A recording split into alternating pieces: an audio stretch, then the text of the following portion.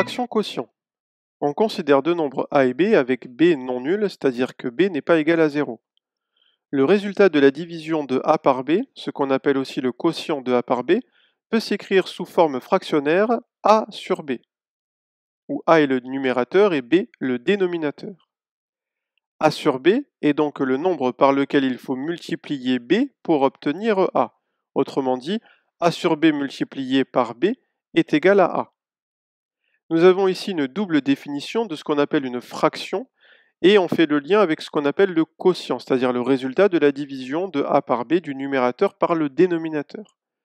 On va d'abord s'intéresser à la première partie de la définition, et notamment au fait que le résultat de la division de a par b peut se noter sous forme fractionnaire a sur b. Cette définition est particulièrement utile lorsque le quotient de deux nombres ne peut pas s'écrire sous forme décimale. Par exemple, le quotient de 4 par 3 n'a pas d'écriture décimale exacte puisqu'il y a une infinité de 3 après la virgule. 4 divisé par 3, c'est environ égal à 1,33333 et ça ne s'arrête jamais après la virgule. Le quotient de 4 par 3 se notera donc sous la forme fractionnaire 4 tiers.